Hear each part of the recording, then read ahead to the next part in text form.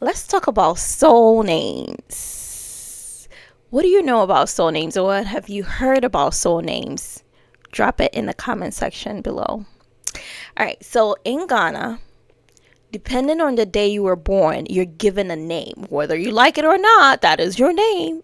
That is your soul name. So just like here where there's zodiac signs, where there's a Cancer and all of that, there are names that are assigned to you on based on the day you were born. You know how with zodiac signs, it's mostly like if you practice, if you're, if you into those things, then you claim, oh, I'm a Cancer, or I'm this and that, which I am a Cancer. But there, you don't get to claim it. It is attached to you. So when you're born on Monday, um, Monday boy is Kojo, and then girl is Ajwa.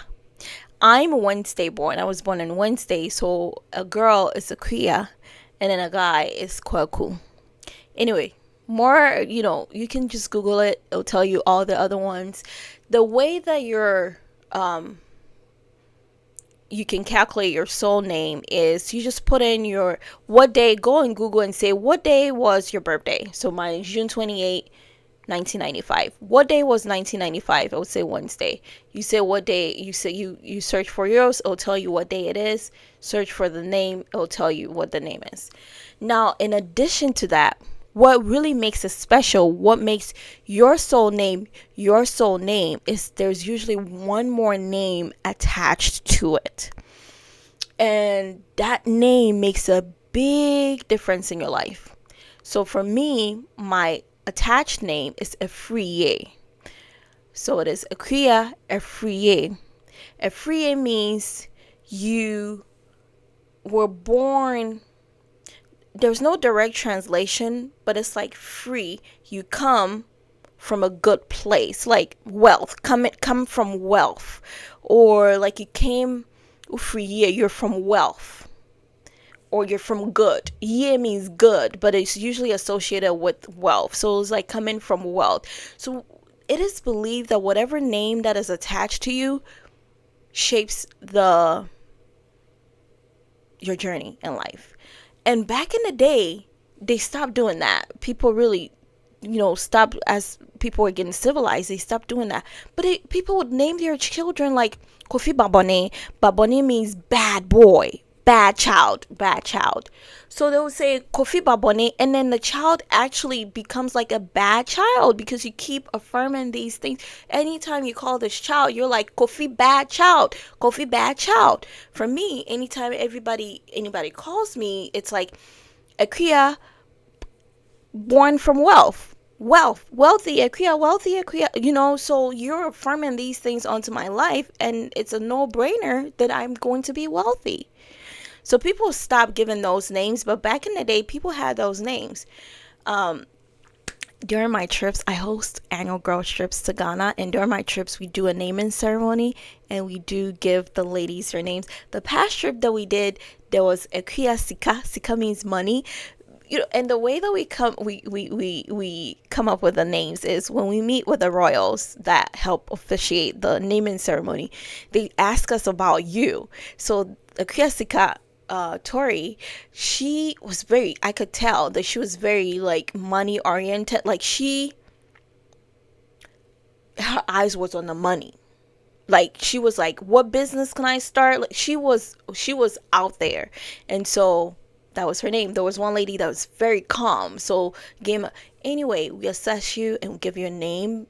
You're already who you are. So it's like attaching it to you. But also what I will introduce in future is if you are affirming, if you want something in your life, if you want to be associated with something specific, you can tell us, and we can help you figure out what your soul name could be.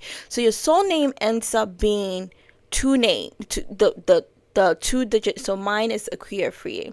Now, it is believed that in order for somebody to do something to you, when I say do something to you, okay, one thing that we're not going to talk about today that we will talk about another time, probably later, not in the near future, is spirituality in Ghana. but from my lens and from my experience. Because one thing you have to realize in Ghana is that there are different cultures within the country. They're different tribes. So my tribe, I'm from the Ashanti tribe, and even Ashanti, we have clans. So I'm from the Asuna clan. There's a Aguna clan.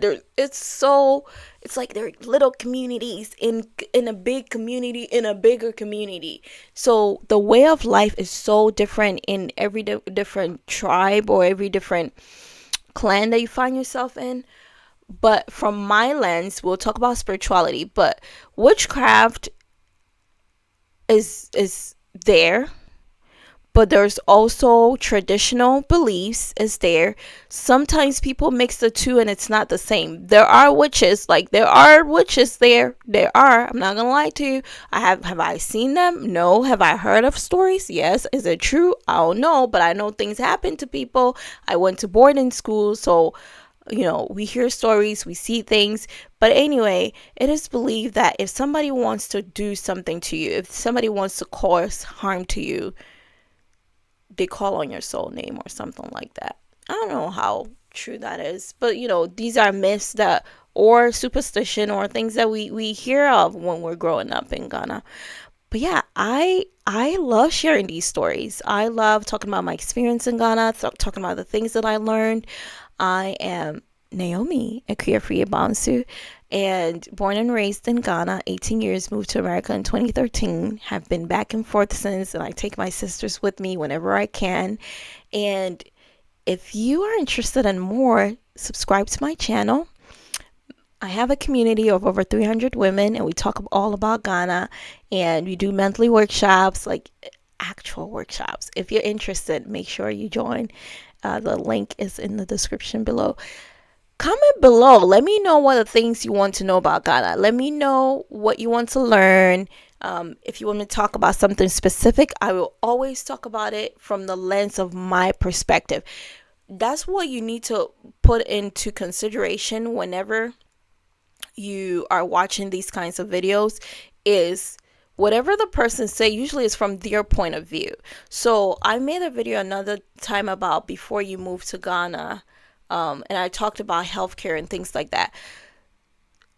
Somebody that probably grew up like a millionaire in a millionaire household or a political household, they're let's say the president's daughter, probably didn't have to worry about healthcare in Ghana. Maybe like they had like the most private, best healthcare. So it's always coming from a place of point of view. Okay.